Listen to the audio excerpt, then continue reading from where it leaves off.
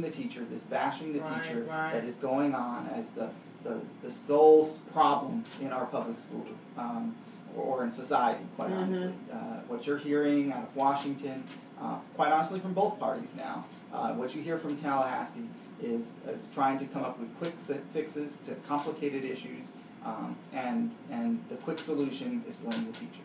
Blame the teacher. I gave you Gwen, and we'll figure out a way we can get this out, but I actually have it on my Facebook page now too, but the Florida Department of Education released how they're going to evaluate teachers, and it is the most complex formula I have ever seen.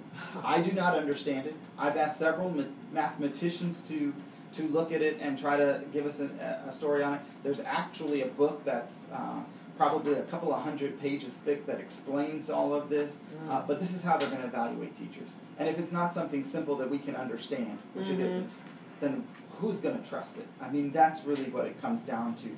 You know, let's talk about doing things in a fair and equitable way. Do we need to change what we're doing in our schools? Absolutely. Are teachers changing what we're doing every day? Absolutely. Are we getting credit for it? No. We're getting blamed, we're getting our hands tied, we're getting things forced down our throat as to what we should be doing in our schools, and there is no public outcry. And what's happening, and what's sad to me, is what people are doing is they're choosing to leave the public schools instead of staying and helping build the public schools. They're tired of the attacks themselves. People leave the public schools to get out of FCAT testing, to get out of all of the stuff that's going on, that's being done to our students, that's not good for teaching. It's not good for learning. It's not good for the success of our students. But this is what we're being forced to do. And instead of parents and the community saying this is not acceptable, Mr. Lawmaker in Tallahassee or Mr. School Board member, this is not acceptable, we have to do something different, we see people pulling them out of the schools and trying to find alternatives. There was an article written in the News Journal recently that was really sharing the salaries of a lot of top-paid public officials. But just so people know, what is the starting salary for a teacher?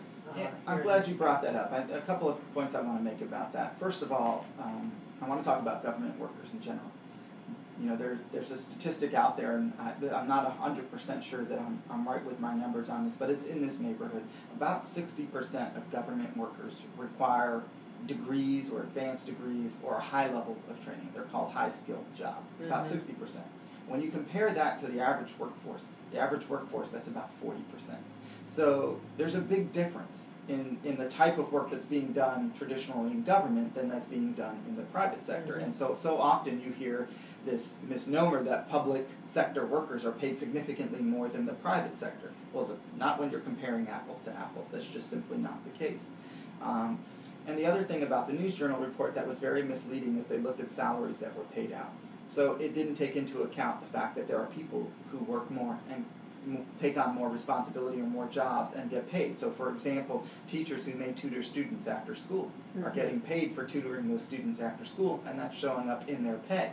Now that's not their pay for being the job as the teacher, that's for going above and beyond, where they're staying after school for 2 or 3 hours a few times a week and getting paid, you know, to do that. Or it may be that they're coaching a sport of some kind, or they're taking on other additional responsibilities. And that's true, I think, in all segments of the government. So the starting pay for teachers in Volusia County is just over $34,000. In fact, it's $34,010 for a starting pay of a teacher who's brand new to our district. The top pay for teachers in our district with a bachelor's degree is $59,000. The top pay for a teacher with a master's degree is $61,000, and the top pay for teachers with a doctorate degree is $64,000. So we're not talking about people who are making huge amounts of money at all. And there are a lot of teachers out there who work second jobs or odd jobs. And this idea that teachers have the summer off, there are workshops going on in our district this week. There were workshops going on where hundreds of teachers, for free, were working in the district, going to workshops to better them. Next week, there's another slew of workshops where teachers are going most of the time without any compensation so that they're prepared for the school year. That's very common in the teaching field, that teachers put in that extra time and do not get compensated for it, and quite honestly, they're not respected for it in any way. So that's the big challenge we have.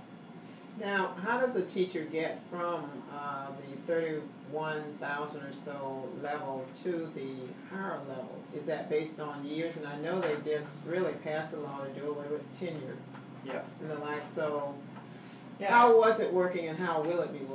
So currently, teachers get paid for years of service. Unfortunately, because of budget cuts, our teachers in Volusia County have gotten what we call a step increases. So that means every year after a year, completing a year, a full year in our district, you would get an increase in pay.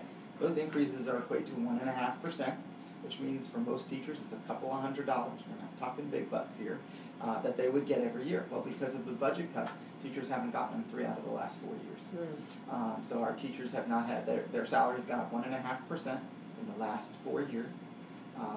Their insurance costs have skyrocketed just like everyone else. And now we have 3% that's going to be coming out of our paycheck, and I want to explain that as well, but 3% for retirement, because there was a big misnomer out there on that, which means that teachers will be taking home less this year than they did 4 years ago.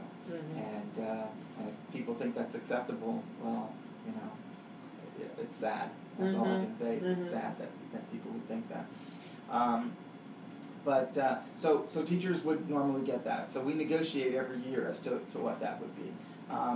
It's not going to change much at all for the next few years, and there's a plan to get to performance pay. But recently, I will tell you, there's been some major performance pay programs in New York City recently, and they did a long-term study. It was an independent study done by a university, and came out that the performance pay had no impact on student performance and was a complete failure. So, you know, there's certainly some issues with that. So I think we have to really look at that and have a conversation. And we have been willing to have those conversations. We've been in talks with our district. We have a completely new teacher evaluation coming on board this year in our district.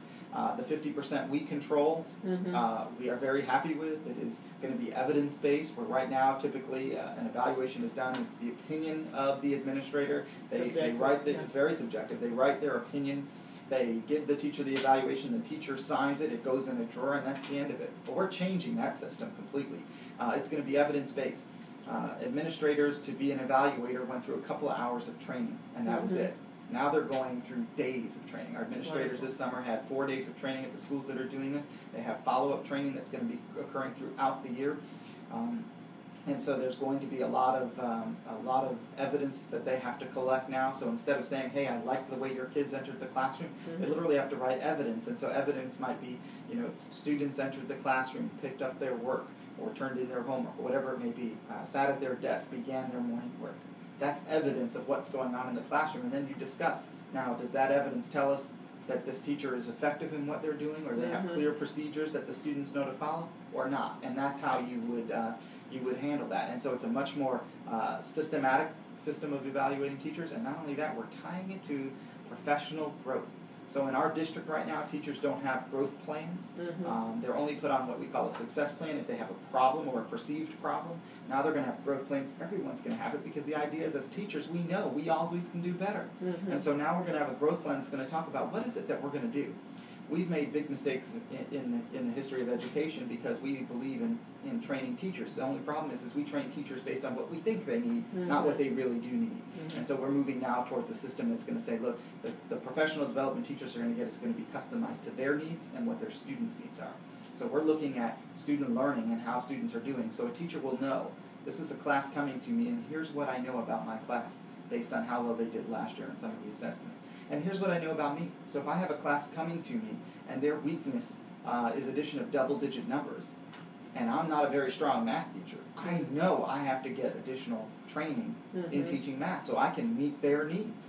And that's what we're looking to move towards, and that's the type of evaluation system we have. We're moving to an evaluation system that has a tremendous amount of teacher input in the process and development and growth, and it's a system that will provide for teachers a path to ensure that they're giving the students the best education possible. And it's not a gotcha system, it's a growth system.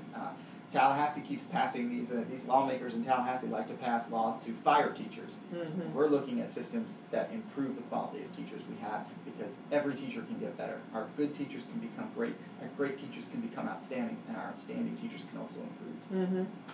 Now, how do you build in innovations in learning, new information that has been researched, and where they have found that a teacher learns this way better, or that way better, or this subject better, or whatever?